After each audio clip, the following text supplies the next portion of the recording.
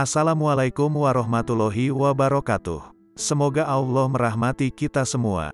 Kali ini, Rio Fulana akan membacakan 4 kisah sufi yang dikutip dari alif.id. Sebelumnya, jika berkenan, silakan subscribe channel Rio Fulana, like, komen, dan share. Sebagaimana karomah yang dimiliki oleh Khair an-Nasaj yang dijelaskan oleh Abu Nuaim al-Asfahani dalam kitabnya Hilyatul Aulia, wa Tabakat al-Asfiya. Dari sebuah riwayat yang bersumber dari kabar Al-Hasan bin Ja'far, dan Al-Hasan bin Ja'far mendapatkan kabar tersebut dari Abdullah bin Ibrahim al-Jurairi. Bahwasanya Abu al-Khair ad-Dailami pernah berkata, ketika aku sedang duduk dengan Khair an-Nasaj, ada seorang wanita yang menemuinya. Wanita tersebut lalu berkata, berikanlah kerudung yang aku titipkan kepadamu. Baik, jawab an-Nasaj dengan singkat. An-Nasaj kemudian memberikan kerudung kepada sang wanita yang menemuinya. Dan sang wanita lalu bertanya, berapa harganya? 2 dirham, jawab An-Nasaj. Wanita tersebut kemudian berkata, pada saat ini, aku tidak mempunyai apa-apa. Aku juga telah mendatangimu berkali-kali, akan tetapi aku tidak pernah melihatmu. Besok insya Allah aku akan kembali untuk memberikan bayarannya kepadamu. Mendengar ucapan wanita tersebut, An-Nasaj sontak berkata, jika kamu datang ke sini dengan membawa bayaran tersebut, tapi kamu tidak bertemu denganku, maka lemparkanlah bayaran tersebut ke sungai Dijlah. Jika aku sudah kembali, aku akan mengambilnya. Dengan rasa heran, sang wanita kembali berkata, bagaimana kamu mengambilnya dari sungai Dijlah? Khair lalu menjawab, kamu itu terlalu banyak tanya, lakukanlah apa yang aku perintah. Insya Allah, jawab sang wanita. Keesokan harinya, Abu Khair al-Dailami datang kembali untuk bertemu dengan Khair an-Nasaj. Namun, Khair an-Nasaj telah pergi. Dan selang beberapa saat, sang wanita yang masih mempunyai tanggungan dengan Khair an-Nasaj juga datang dengan membawa sobekan kain yang isinya adalah uang 2 dirham. Ia lalu duduk sebentar, kemudian melemparkan kain yang berisi uang tersebut ke sungai Dijlah karena tidak bertemu dengan Khair an-Nasaj. Tak lama setelah kain dilempar, ada seekor kepiting yang menyeret kain tersebut lalu menyelam ke dalam sungai. Tak lama setelah kejadian tersebut, Khair an-Nasaj datang dan membuka pintu tokonya. Setelah itu, beliau duduk di pinggiran sungai untuk berwudu. Lalu ada seekor kepiting yang keluar dari dalam air dan menuju pada dirinya, dengan sepotong kain yang ada di atas cangkangnya. Kepiting pun semakin mendekat kepada Khair an-Nasaj. Lalu beliau mengambil kain yang berisi uang yang ada di cangkang kepiting tersebut. Abu Khair ad-Dailami yang melihat kejadian tersebut dengan mata kepalanya sendiri kaget. Beliau lalu menghampiri Khair an-Nasaj dan berkata, aku melihat begini dan begitu, yaitu melihat kejadian yang tidak biasa terjadi pada diri manusia. Mendengar perkataan tersebut, Khair an-Nasaj lalu berkata, aku ingin supaya engkau tidak menceritakannya ketika aku masih hidup. Baik, jawab Abu Khair ad-Dailami.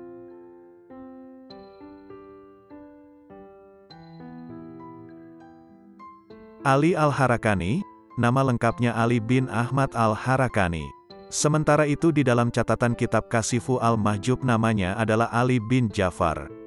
Al-Harakani di belakang namanya dinisbatkan pada tempat kelahirannya, Kampung Harakan, daerah pegunungan di Bistam. Ali al-Harakani juga dikenal dengan Abu al-Hasan al-Harakani, yang merupakan nama kunyahnya. Perihal tahun kelahirannya, mengatakan Ali al-Harakani lahir di tahun 352 Hijriah. Sementara tahun wafatnya, di dalam Kasifu al-Mahjub disebutkan bahwa Ali al-Harakani wafat pada 425 Hijriah. Masih dalam catatan Kasifu al-Mahjub, diinformasikan Ali al-Harakani merupakan murid dari Abu al-Abbas al-Kasab dan hidup sezaman dengan Abu Ali al-Dakak, Abu Abdurrahman al-Sulami, dan Abu Said al-Mihani. Selain belajar kepada Abu al-Abbas al-Kasab, Ali Al-Harakani juga dikatakan merupakan murid dari Abu Yazid Al-Bistami, dikatakan juga Al-Bustami, padahal keduanya tidak hidup sezaman. Kedua sufi ini mempunyai hubungan spiritual yang sulit diterima nalar. Tersebab itulah corak kesufian Ali Al-Harakani banyak dipengaruhi Syekh Yazid Al-Bistami.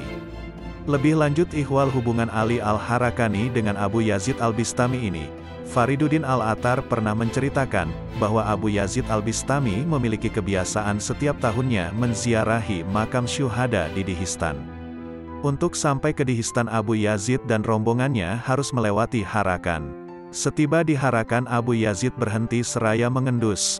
Para sahabatnya lalu bertanya ihwal yang terjadi pada Abu Yazid. "Apa yang kau lakukan Syekh Abu Yazid?" tanya beberapa sahabatnya. "Aku mencium di daerah ini Harakan akan ada seorang tokoh bernama Ali dan memiliki kunyah Abu Al-Hasan," jawab Syekh Abu Yazid. Padahal saat itu Ali Al-Harakani belum dilahirkan ke dunia. Pada kisah yang lain dikatakan, setiap kali pulang dari menziarahi makam Abu Yazid, Ali Al-Harakani selalu berjalan mundur dari Bistam menuju Harakan. Itu tak lain karena Ali Al-Harakani amat menghormati Syekh Abu Yazid. Ali Al-Harakani tak mau membelakangi makam Syekh Abu Yazid. Di balik kisah-kisah spiritual mistiknya, Ali Al-Harakani juga pernah mengalami peristiwa yang unik namun tetap tidak mengurangi kespiritualitasannya. Berikut kisahnya, suatu hari Abu Said Al-Mihani datang kepada Ali Al-Harakani. Dikatakan bahwa Abu Said Al-Mihani adalah sufi yang cukup kaya dan serba berkecukupan. Sementara itu Ali Al-Harakani menjalani hidupnya dengan laku prihatin. Rupa-rupanya keduanya berkeinginan untuk bertukar nasib satu sama lain. Keduanya lalu sepakat dan saling rangkul. Atas izin Allah, keinginan kedua sufi ini pun menjadi kenyataan. Abu Said Al-Mihani menjalani hidupnya dengan laku prihatin, setiap malam tersungkur dan menangis. Sementara Ali Al-Harakani sepanjang hari hidupnya diwarnai ringkikan tawa, ia menari ke sana kemari. Hingga pada suatu ketika Ali Al-Harakani tak kuat menjalani kehidupan seperti itu. "Wahai Syekh Abu Said Al-Mihani, aku menginginkan keadaanku seperti yang dulu, penuh keprihatinan dan kesedihan, aku tak kuat menjalani hidup penuh kegembiraan semacam ini. Karena bagiku kesedihan jauh lebih baik dari segala kegembiraan yang ada di dunia ini," tutur Ali Al-Harakani kepada Abu Said Al-Mihani. Keduanya sepakat, kemudian saling rangkul sebagaimana dilakukan saat tukar nasib yang telah keduanya lakukan sebelumnya. Atas izin Allah, kehidupan keduanya kembali seperti semula.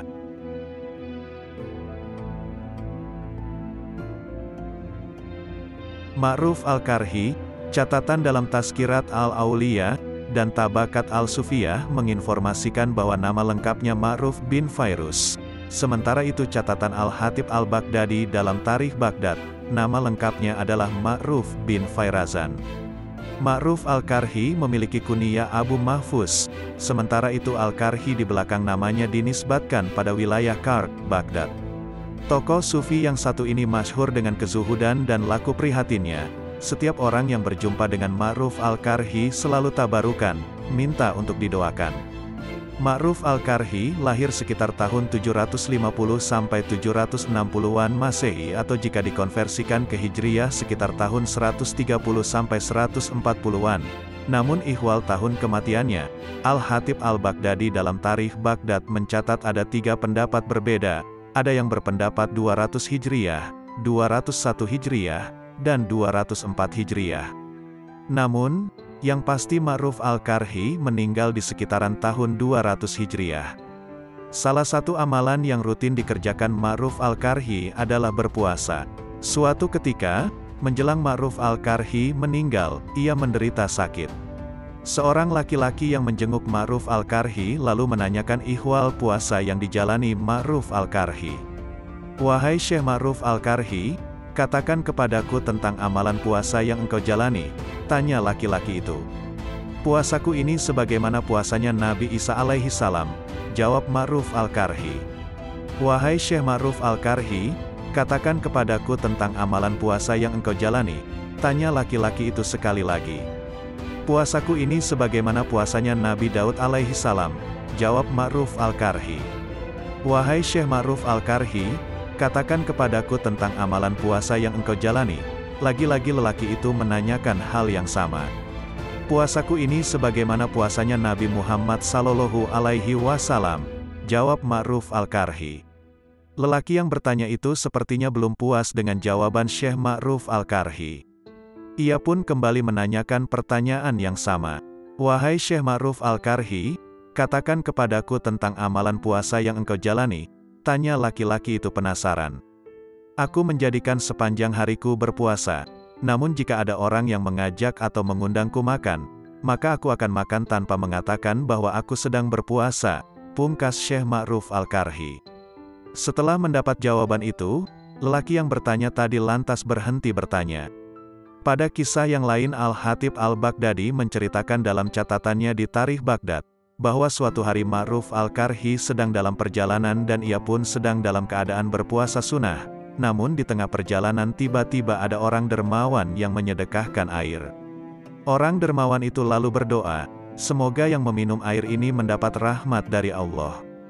Doa itu pun didengar Ma'ruf Al-Karhi, ia pun segera membatalkan puasanya dengan air dari orang dermawan itu dan Ma'ruf Al-Karhi berharap mendapat rahmat Allah dari air yang ia minum. Di lain kisah, Ma'ruf Al-Karhi pernah menyuapi makan seekor anjing. Kisah ini ada dalam catatan Fariduddin Al-Attar dalam Tazkirat Al-Aulia. Diceritakan, bahwa Ma'ruf Al-Karhi memiliki paman yang menjadi gubernur di suatu wilayah. Suatu hari pamannya ini berjalan meninjau suatu tempat yang kumuh. Tiba-tiba di tempat itu sang paman bertemu Ma'ruf Al-Karhi yang duduk bersebelahan dengan seekor anjing. Ma'ruf Al-Karhi sedang memakan sepotong roti, dan anjing yang ada di sebelahnya disuapi oleh Ma'ruf Al-Karhi dengan sepotong roti yang lain. Melihat peristiwa itu sang paman lantas bertanya, "Wahai Ma'ruf Al-Karhi, apakah engkau tidak malu makan dengan seekor anjing?" tanya sang paman. Tanpa menjawab pertanyaan sang paman, Ma'ruf Al-Karhi lalu mendongakkan kepalanya ke langit. Ia melihat seekor burung yang terbang di langit. Kemudian Ma'ruf Al-Karhi memanggil burung itu. Burung yang terbang itu lantas menghampiri Ma'ruf Al-Karhi dan mendarat di tangannya. Burung itu lantas menutupi wajahnya sendiri dengan sayapnya seolah malu kepada Ma'ruf Al-Karhi. Wahai paman, orang yang malu kepada Allah, makhluk lain pun akan malu kepadanya, jawab Ma'ruf Al-Karhi. Mendengar jawaban itu paman Ma'ruf Al-Karhi malu dan terdiam. Sang paman takjub pada ponakannya, Ma'ruf Al-Karhi.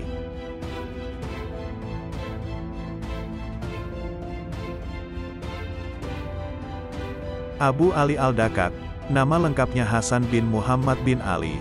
Sufi ini hidup di abad 4-5 Hijriah, di belakang namanya tersemat Al-Naisaburi yang dinisbatkan pada kota tempat Abu Ali Al-Dakak berasal dan bermukim.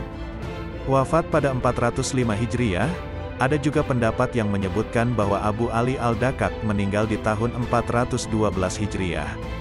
Catatan Fariduddin Al-Attar mengatakan bahwa Abu Ali Al-Dakak, kamilan fi ilmi al-tarikati wal hakikati, pengetahuannya mendalam sekali dalam ilmu tarikat dan hakikat. Ia juga dikenal sebagai seorang mursyid, pendakwah, dan ahli tafsir. Abu Ali Al-Dakak tercatat sebagai murid dari Ibrahim Al-Nasrabazi. Selain itu Abu Ali Al-Dakak juga berguru kepada beberapa ulama besar Naisabur. Sebagai seorang sufi, Abu Ali Al-Dakak juga memiliki murid. Salah seorang muridnya adalah Abul Qasim Abdul Karim bin Hawazin bin Abdul Malik bin Talhah bin Muhammad Al-Kusyairi Al-Naisaburi Al-Syafi yang lebih masyhur dengan Imam Kusyairi, mualif kitab Risalah Al-Kusyairiyah. Sebagai seorang murid dari Ibrahim Al-Nasrabazi, Abu Ali Al-Dakak termasuk murid yang hormat sekali kepada gurunya itu. Bahkan Abu Ali Al-Dakak pernah berkata, "Aku tidak pernah sowan berkunjung kepada Ibrahim Al-Nasrabazi kecuali aku mandi dahulu sebagai tanda penghormatanku kepadanya." Dalam catatan Fariduddin Al-Attar, murid Syekh Abu Ali Al-Dakak, Imam Kusyairi, pernah menceritakan bahwa suatu hari ada pemuda mendatangiku dalam keadaan menangis sesegukan. Penasaran dengan keadaannya, aku pun lantas menanyainya.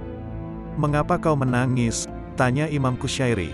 "Kemarin aku bermimpi seolah terjadi kiamat, kemudian aku ditakdirkan masuk ke dalam neraka. Lantas saat di neraka aku berkata kepada malaikat, 'Jangan tempatkan aku di neraka, aku ini pernah hadir di majlis Syekh Abu Ali Al-Dakak. Malaikat itu lalu bertanya, "Kau hadir di majlis Syekh Abu Ali Al-Dakak?" "Iya," sahutku. Malaikat itu pun lalu menyuruhku masuk surga. Cerita pemuda itu sambil terus menangis. Pada kisah yang lain diceritakan bahwa Syekh Abu Ali Al-Dakak memiliki tetangga yang kaya raya. Tetangganya itu adalah seorang saudagar. Suatu hari saudagar kaya raya itu sedang sakit. Sebagai tetangga yang baik, Syekh Abu Ali Al-Dakak lalu menjenguk saudagar itu, dan menanyakan keadaannya. "Sakit apa yang sedang kau alami?" tanya Syekh Abu Ali Al-Dakak. "Semalam waktu aku bangun tidur, aku berniat ingin wudhu untuk melaksanakan salat malam. Beberapa saat kemudian aku terpeleset dan punggungku sepertinya terkilir. Kini aku juga terserang demam tinggi," jawab saudagar itu mengisahkan. "Engkau ini sudah kaya, ibadah yang lebih manfaat bagimu itu menyedekahkan hartamu, dan memberi makan orang yang lapar, bukan sibuk salat malam yang manfaatnya untuk dirimu sendiri. Aku berbicara begini bukan berarti melarangmu salat malam, hanya saja kau melupakan ibadah yang manfaatnya lebih besar yang seharusnya kau lakukan," terang Syekh Abu Ali Al-Dakak menasehati tetangganya yang kaya raya itu. Berikut quote sufistik dari Syekh Abu Ali Al-Dakak, "Jika mencari ilmu itu wajib, maka mencari kebenaran ilmu itu lebih wajib."